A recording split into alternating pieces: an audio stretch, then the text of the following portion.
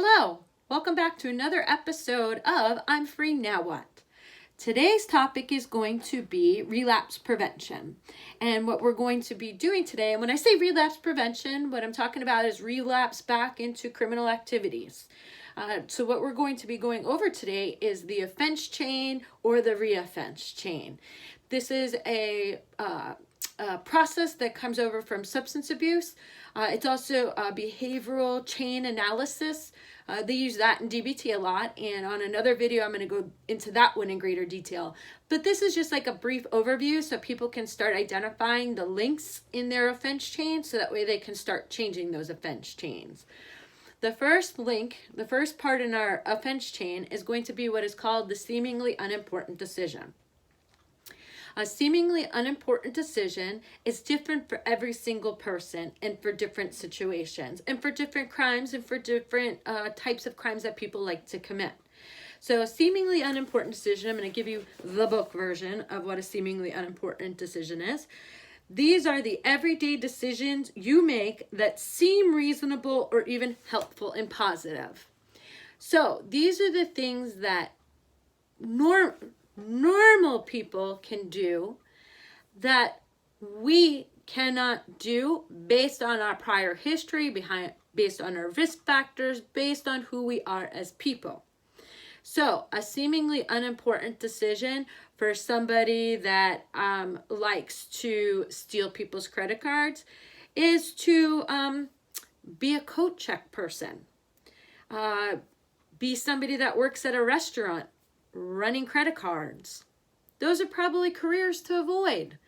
Those are seemingly unimportant decisions. If you have a history of angry outbursts and you become aggressive at times, a seemingly unimportant decision would be to watch a very emotionally inducing game at a bar where there's alcohol. That's a seemingly unimportant decision. So those are all different things that put people in a mindset, in what is next called a risky situation.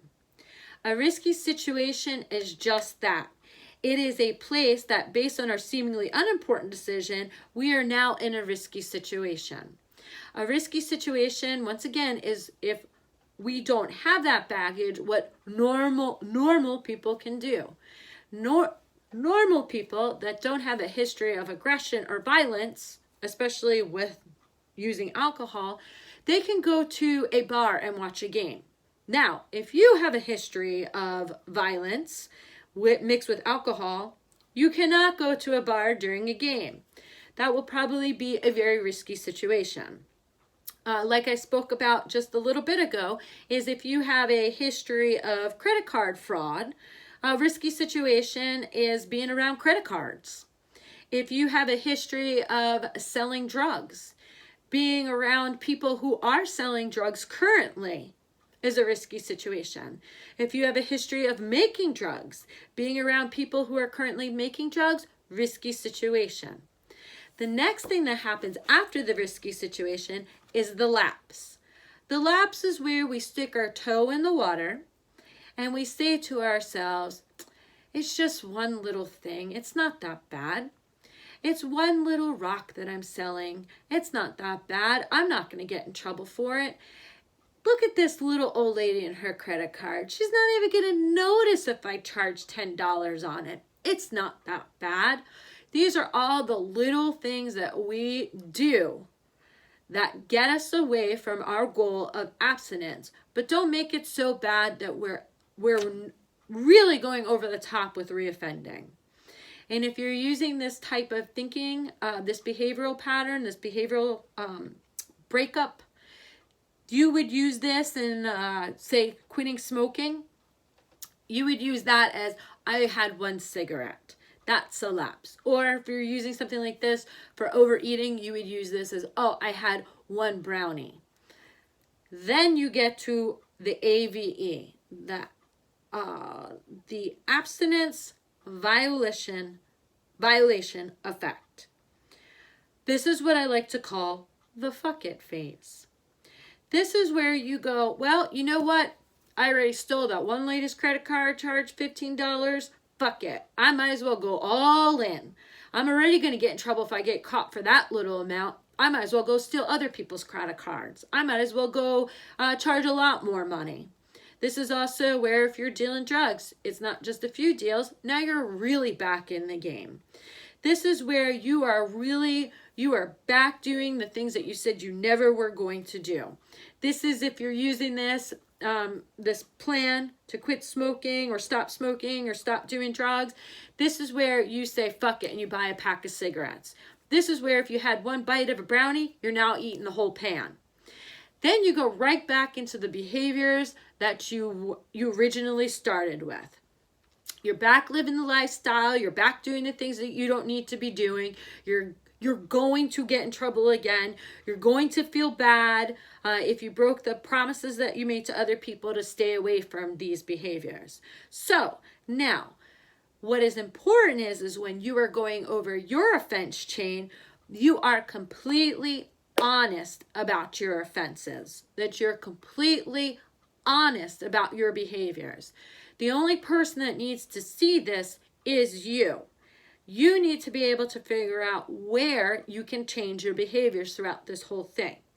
And the reason for this is that we believe that behaviors can be changed. So we're going to take good old John, who likes to steal people's credit cards, and we're going to give him different options. So his seemingly unimportant decision was job in restaurant, right?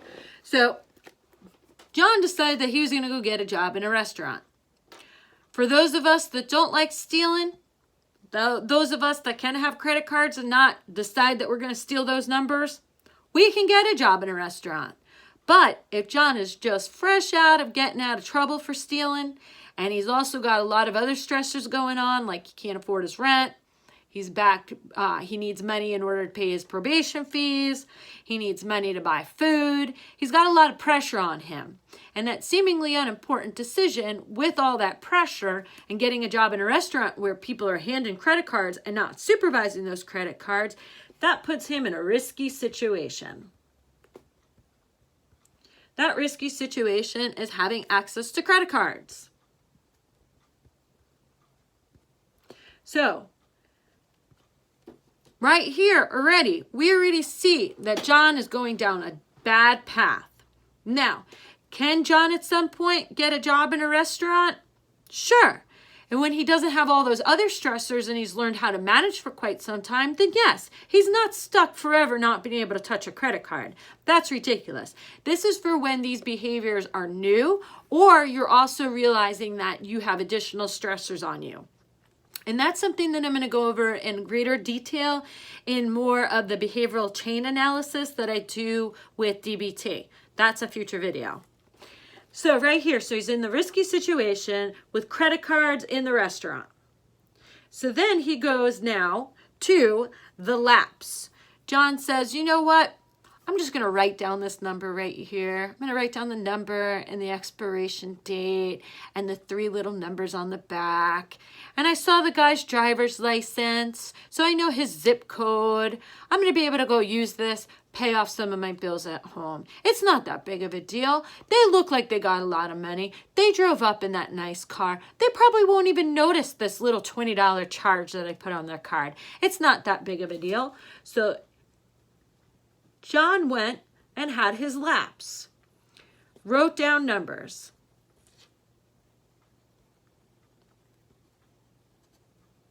He wrote down the numbers. He decided that he was going to go take them home, and he decided that he was going to pay his Netflix bill with it. Well, that right there, John then said, well, I have this number. It went through. Nobody caught me with it. I'm going to go use this number now, and I'm going to, and the AVE is the, fuck it. I didn't get caught. I didn't get in trouble. Or I might get in trouble in the future, so I'm just going to do whatever the hell I want. So this is, you gave up. And you go right back. So now John is back to reoffending. John decided that, hey, you know what? They didn't catch me using the Netflix, the credit card for my Netflix. So now I'm going to use this credit card number to go and pay my electric online. I'm going to go use it to go pay my other bills online. And then John says, you know what? I need some additional money. I bet you I can go get a hold of a bunch of other credit card numbers, and then I can go ahead and charge this and charge that and start running this and order stuff online, and then I can go get it sent to my house and make tons and tons of money, and then I don't have to worry about working in restaurants and all that other stuff. But John, he got caught again. You're going to get caught again. That's what happens. I can't say this enough. The likelihood of people who have been to prison getting away with major crime after that is very, very small. They're generally watching the people that came out of prison. And if they see anything suspicious tied to somebody that just came out of prison, they're probably going to be looking at you. So that's why it's really important that you start breaking these things apart. So right here, the SUD, the seemingly unimportant decision, getting a job in a restaurant.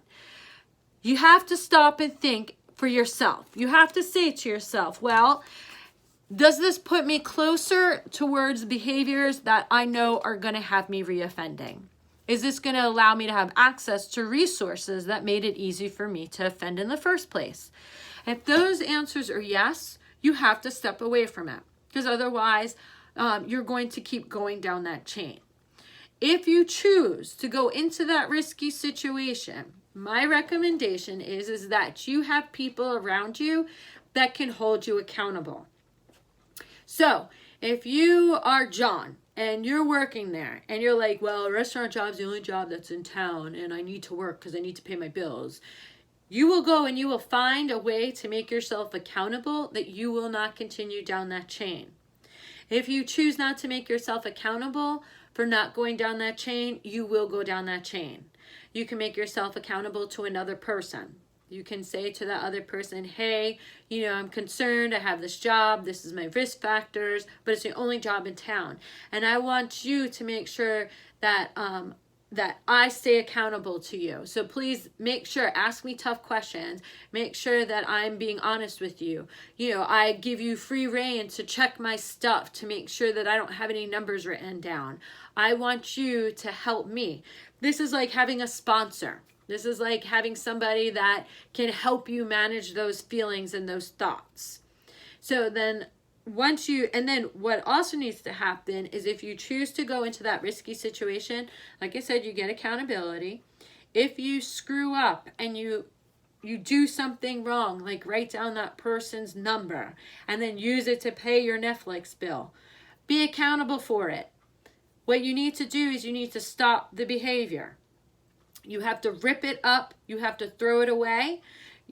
I can't tell people how to run their lives, but I would really recommend making sure that that charge gets off of that credit card, that you don't carry that with you, that you don't feel that hanging over your head.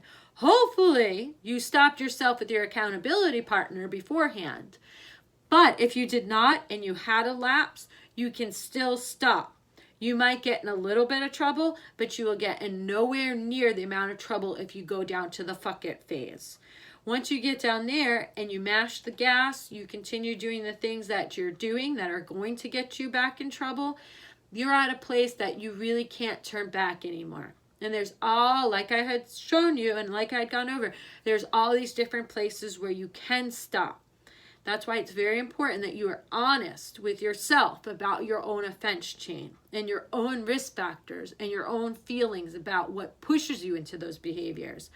If anxiety is something that pushes you into doing behaviors like stealing because you're afraid you're not going to have enough, you need to work on that anxiety so that way it doesn't push you into those things. If you're carrying around a lot of shame and feeling like you're not good enough and you need material goods and that's why you're stealing people's shit and you're taking it home with you, you need to work on those issues. You need to work on those feelings of shame. You need to work on your ability to see yourself past those materialistic goods. If you have a history and you have issues with substance abuse and that really pushes you into doing things that you don't that you normally won't do. You really have to get a handle on your substance abuse. If you are often trying to seek out love and appreciation from other people by buying them things, and that's why you're always stealing all the time, you really have to work on those issues. Those are all different risk factors that make your seemingly unimportant decisions go all the way down and cascade into your offense. So hopefully you found this information helpful. Like I said, this is a brief overview for a quick way to look at your offense pattern, so that way you can figure out where you need to stop, where you can stop, and what some of your risk factors are. I hope that you found it something that can be useful.